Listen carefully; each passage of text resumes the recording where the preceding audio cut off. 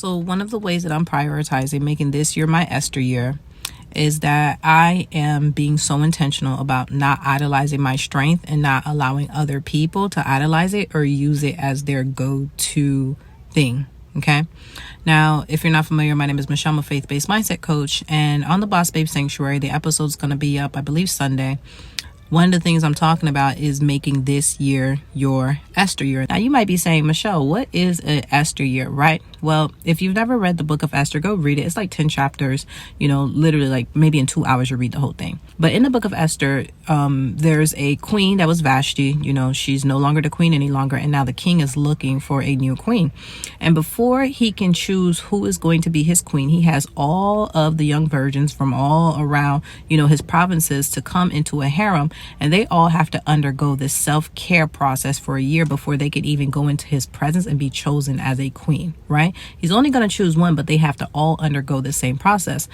And what has always been so fascinating to me about this story, and I'll be talking more about it on the Boss Babe Sanctuary podcast, but what was always so fascinating to me about this story is the fact that if you were to tell a woman right now, hey, listen, you need to prepare yourself to be a wife of a king, not seen by a king, right? Because if you tell someone, hey, you might be seen by a king, they might say, okay, well, let me get my hair done, let me get my nails done, let me get etc. done, right?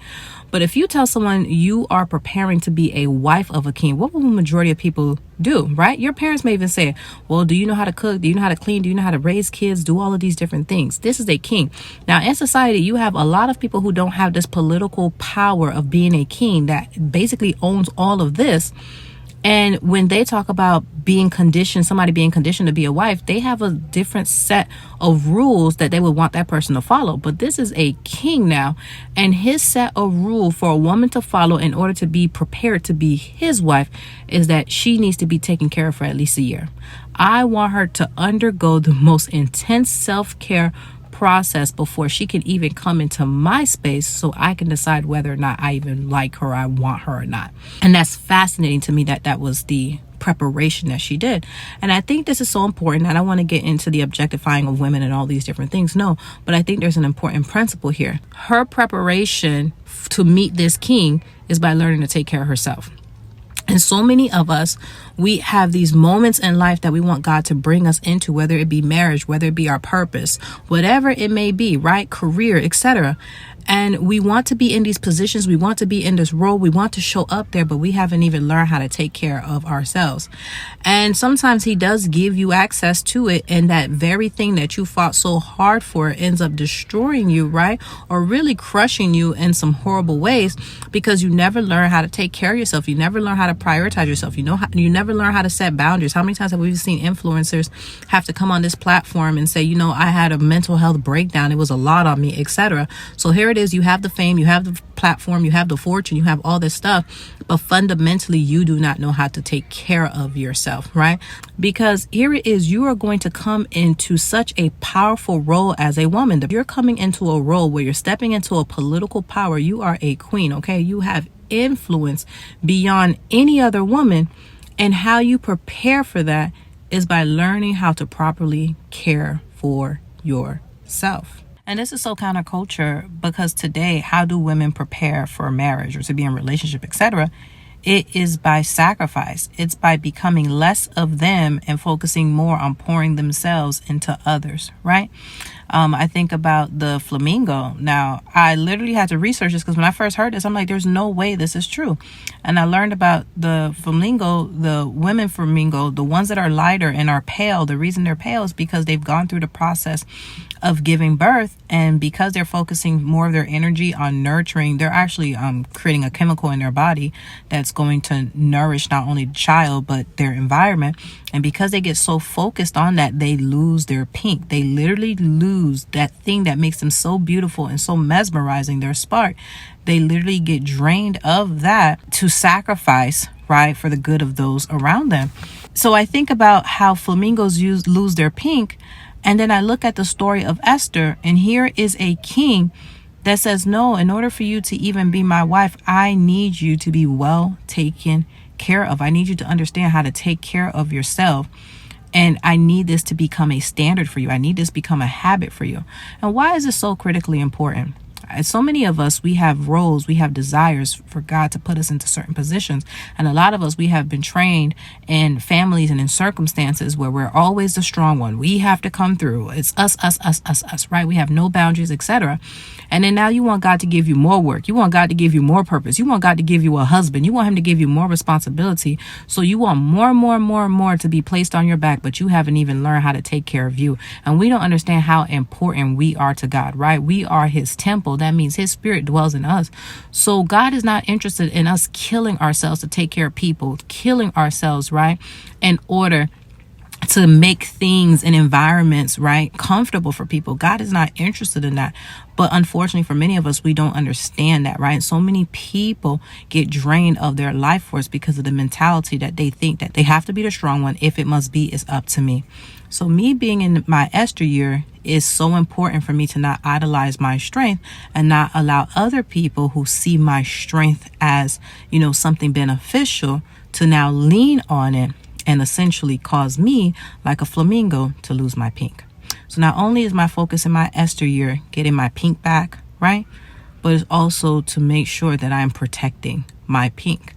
But that requires you to fundamentally, at your core, have such a great regimen when it comes to taking care of yourself. When you know how to take care of yourself, then you can step into these roles and not be taken advantage of. When you learn how to properly take care of yourself and now you step into that new role, right? Whether it be that new role in your career, that new role in your relationship, that new role as a parent, all of these things, you fundamentally have a routine and you have a process for prioritizing yourself because it's now in your DNA. Like, it's amazing. Like, he didn't do it for 30 days. They typically say it takes 21 days to, change a habit. No, he did it for a year. That means, no, this is all you know now. This is your new standard. This is the standard at which you take care of yourself. And some may ask, like, okay, well, why? Again, what fascinates me about this story is because so many people think that what makes you a quality wife, right, let's say to a king, will be that you learn how to cook, clean, etc. This man said, I can hire people to do that. I can hire people to raise the children. I can hire people to cook the food. I can hire people to clean. I can't hire people to be you. I can't hire people to be you. So I need you to be the best that you can be. So much so that before you meet me, I need you to invest all of your time and energy and focus on being that. That's all I need you to be, the best that you can be. That is an Esther year. That is an Esther year. So Esther year is about you pouring into yourself to be the best that you can be. And it wasn't, and people like to make it like, oh, okay, spiritually, no. So in all the superficial ways that you guys would talk about, whether it be her brows, whether it be what she did for her hair, perfumes, etc., and all the superficial ways, that's ways of vanity that some people may frown upon, she had to spend the next year actually working on those things, investing in those things. And I feel like every woman deserves that. Every woman deserves to have that level of care for themselves, mentally, emotionally, spiritually, physically, financially, every area of their life. Okay?